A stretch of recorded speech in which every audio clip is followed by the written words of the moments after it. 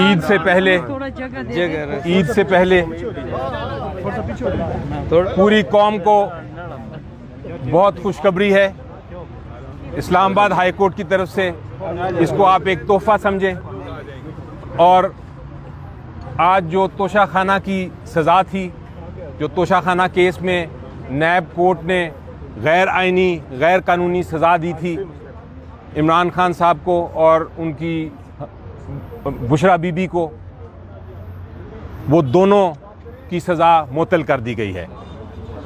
और अब अगर कल इंशाल्लाह जो दूसरा केस हमारा लगा हुआ है उसमें भी ये सज़ा मुअत्तल हो जाती है तो फिर इमरान खान साहब कल ही बाहर आ सकते हैं इंशाल्लाह। इंशाल्लाह।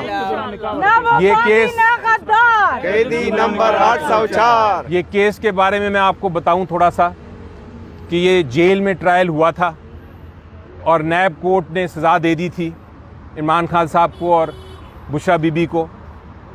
और हमने जो अपील की थी उसमें ये कहा था कि ये केस ऑफ नो एविडेंस है, यानी कि ये जो सज़ा दी गई है इसके पीछे कोई शहादत नहीं, कोई एविडेंस नहीं, ये किसी शहादत किसी एविडेंस के बग़ैर सज़ा दे दी गई थी। दूसरी हमने ये भी वजह बताई थी कि ये जेल ट्रायल जो था ये गैर आइनी इसलिए था कि इसमें जो वकला थे उनको पेश भी नहीं होने दिया गया था और उनको जेल से बाहर निकाल दिया गया था और उनको जिरा करने की भी इजाज़त नहीं दी गई थी। तो इस किस्म के जो ट्रायल हैं, इस किस्म के जो मुकदमे हैं, वो तारीख़ में उनको समझा जाता है कि ये मिस ट्रायल है, ये गैर आइनी है। इसीलिए इन दोनों वजूहात की वजह से आज अदालत ने पहले दिन ही समाअत के पहली समाअत थी इस केस की, पहला दिन ही उन्होंने ये सज़ा को मुअत्तल कर दिया है। तो ये एक इतनी खुशखबरी है कि इसके बाद इमरान खान साहब इस केस में कम से कम गिरफ्तार नहीं रह सकते। सर ये बताएं कि आज तक इतना लंबा अरसा गुजर गया, क्या अदालतें अगर इसी तरह चलती रहीं तो एक गरीब आदमी का जो केस अदालत में लगा है तो कैसे आगे बढ़ेगा? जी देखें, अभी तो एक आपकी बात, ये डिबेट सही है, इस पे डिबेट बाद में करेंगे, लेकिन आज एक खुशखबरी है, आज एक अच्छी बात है कि पहले दिन ही सज़ा मुअत्तल की गई।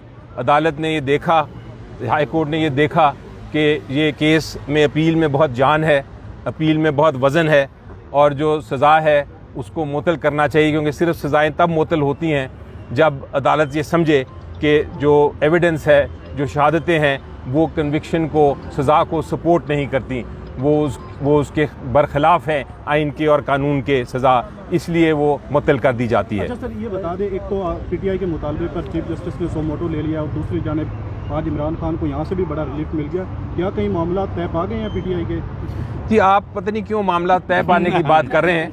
ये तो उनको जो उनके खिलाफ कार्रवाई हुई थी, जो केस चलाया गया था, वो इतना गलत केस था, इतना बेबुनियाद केस था कि उसका ये फ़ैसला आज होना ही था, इस तरह सज़ा को मुअत्तल होना ही होना था।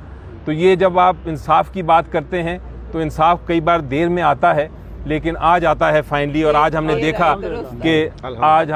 देखा कि इस्लामाबाद हाई कोर्ट से हमें इंसाफ मिला। अली जफर साहब, ये बताइएगा कि आपको बड़ी देर बाद कह रहे हैं कि इंसाफ मिला, टाइमिंग बड़ी इम्पॉर्टेंट है इस वक्त जब 6 जजेस का मामला चल रहा है, खासकर इस्लामाबाद हाई कोर्ट के जजेस का। आप समझते हैं कि ये अब जो रास्ता है कानून और आइन का, इंसाफ का, वो अब जो प्रेशर के बगैर ये फैसले आ रहे हैं जिसकी वजह से बड़ा रिलीफ भी मिला? जी बिल्कुल, मेरा ख्याल है ये कई बार टर्निंग पॉइंट इन हिस्ट्री होता है कि तारीख़ में एक बड़ा ऐसा मोड़ आता है, ऐसा वक्त आता है जब तारीख़ तब्दील करती है हर चीज़ को। और ये हम देख रहे हैं पाकिस्तान में।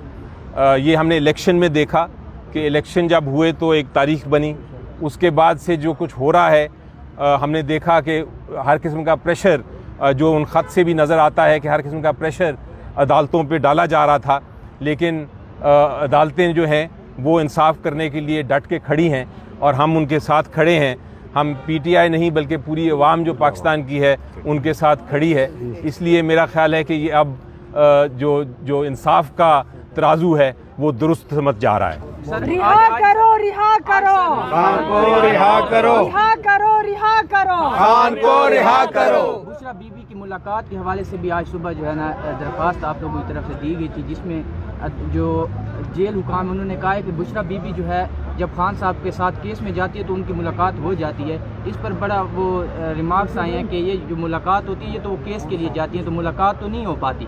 तो उसके लिए भी आज जो है ना वो 2 दिन मुख्तस किए गए हैं, उस पर क्या कहेंगे? आज आपके लिए खुशखबरियाँ थोड़ा ज़्यादा ही होना शुरू हो गई हैं, क्या जी बिल्कुल, देखें वो भी बिल्कुल कानून के मुताबिक है, इसीलिए मैं कह रहा हूँ कि फाइनली कानून जो है वो अपना राह हमवार कर रहा है हर एक के लिए। कानून यही है कि आपको जो मियाँ बीवी हैं उनको मुलाकात और फैमिली मेम्बर्स को मुलाकात की इजाज़त होनी चाहिए। एक केस में जब आप जाते हैं और इकट्ठे बैठते हैं तो मुलाकात नहीं होती, वो तो वहाँ सारे वकील होते हैं और जज साहब होते हैं, वहाँ तो एक केस की समाअत हो रही होती है। मुलाकात का मतलब ये है कि आप उसमें बाकायदा बात कर सकें प्राइवेटली, और इसलिए ये अदालत ने आज ये अगर फ़ैसला दिया है तो बड़ी दुरुस्त बात है।